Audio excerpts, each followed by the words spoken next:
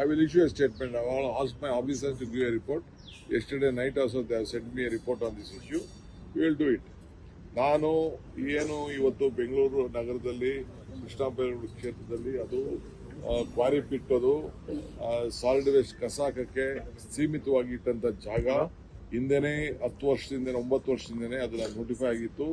ಆ ಜಾಗದಲ್ಲಿ ಕಸ ಹಾಕುವಂತ ಜಾಗದಲ್ಲಿ ಹೋಗಿ ರಾತ್ರೋರಾತ್ರಿ ಗುಡಿಸಲುಗಳನ್ನ ಹಾಕಿದ್ದಾರೆ.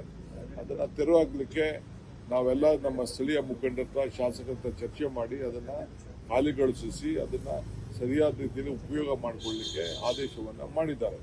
ಆ ಕೆಲಸವನ್ನ ನಾವು ಮಾಡ್ತಾ ಇದ್ದೇವೆ. ಯಾರಿಗೂ ಕೂಡ ತೊಂದರೆ ಕೊಡಬೇಕು ಅನ್ನೋದಿಷ್ಟಿಲ್ಲ.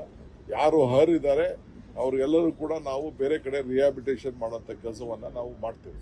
ಯಾಕೆಂದ್ರೆ ಏಕಾಏಕಿ ನಾವು ಸ್ಲಮ್ಗಳನ್ನ ಸರ್ಕಾರಿ ಜಾಗದಲ್ಲಿ ಒತ್ತುವರಿ ಮಾಡಿಕೊಂಡು ರಾತ್ರೋರಾತ್ರಿ ಗುಡಿಸಲು ಹಾಕಲಿಕ್ಕೆ ನಾವು ಬಿಡಲಿಕ್ಕೆ ಆಗುದಿಲ್ಲ.